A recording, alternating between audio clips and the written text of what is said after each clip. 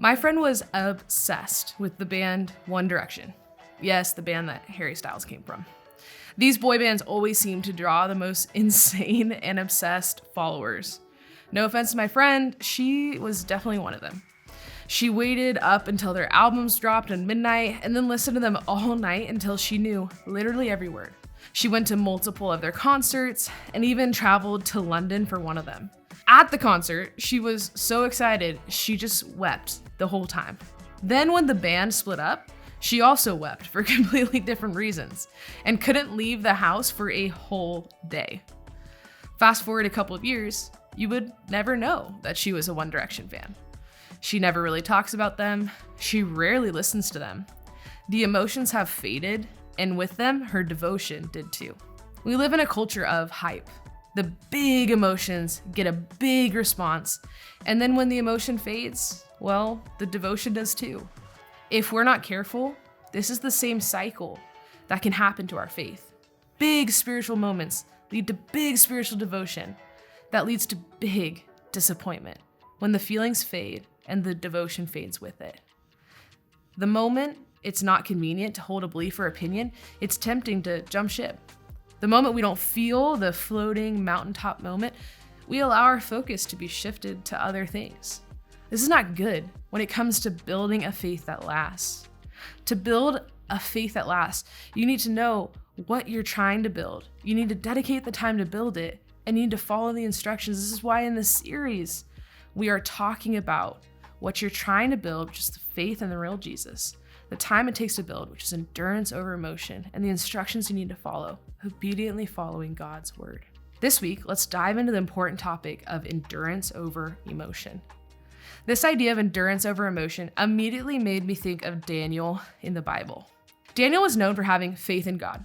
When a new ruler took over his country, he refused to blend in with their spiritual culture and abandoned his faith convictions given to him by God. He also refused to worship idols, which caused his rulers to punish him. Daniel had some really unique emotional experiences with God throughout his life. One of these examples is that God would speak to Daniel through dreams and visions. This happened so much, King Nebuchadnezzar, who initially had very different religious beliefs to Daniel, even called upon Daniel to help interpret his dreams. There's two different situations that we see in the book of Daniel that Daniel's faith had to endure.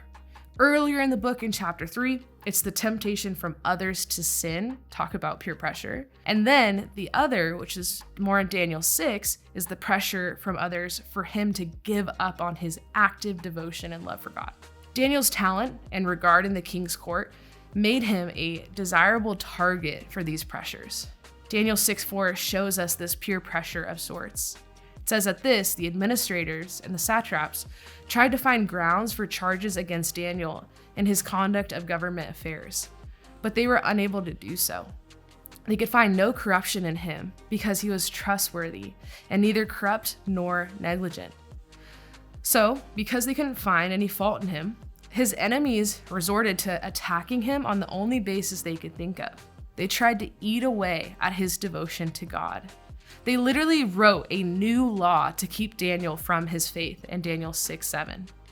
The royal administrators, prefects, satraps, advisors, and governors have all agreed that the king should issue an edict and enforce the decree that anyone who prays to any god or human being during the next 30 days, except you, your majesty, shall be thrown into the lion's den.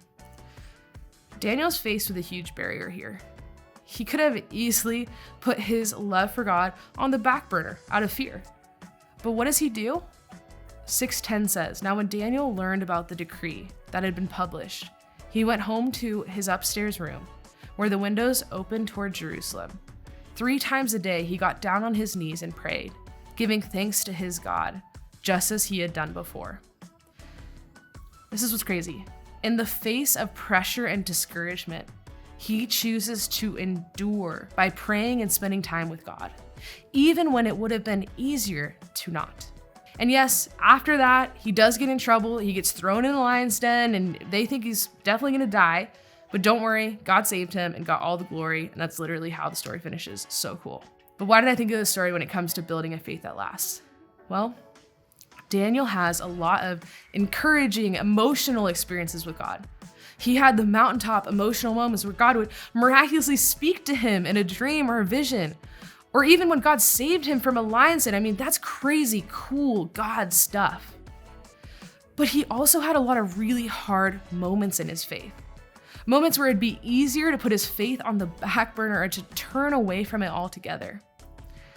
Even when his mountaintop emotional times with the Lord were challenged, the times he probably felt those were distant in his difficult circumstances, he still chose to endure in his faith. He did not follow God in only the mountaintop emotional moments. He chose to follow him in all of the valleys too. Throughout the book of Daniel, we see that Daniel is willing to endure in his faith and pursue devotion to God at any cost. In your faith, there will be emotional mountaintop moments, and there will be seasons of obstacles, setbacks, and discouragements. Part of building a faith that lasts is to expect and acknowledge these seasons. It's normal sometimes to have setbacks, seasons of questioning, seasons of disappointment, seasons of apathy, and seasons of discouragement. So instead of pretending like they're not there, maybe we actually just see them for what they are. And then when you experience those seasons, instead of allowing them to discourage your faith, you choose to endure. Here's how you endure. You endure by spending time with God and choosing to practice good spiritual habits even when you don't feel like it. Let's go back to Daniel. In the midst of his trials and all the pressures around him to turn away from God, he does the exact opposite. He continues to carve out consistent time to seek God. Daniel does a specific prayer practice, and he talks about it in Psalm 55:17. Evening, morning, and noon, I cry out in distress, and he hears my voice. He rescues me unharmed from the battle waged against me, even though many oppose me. Praying morning, noon, and night was a common practice for God's people. Back then, they likely prayed something called the Shema. This has been a common practice for Christians throughout history too.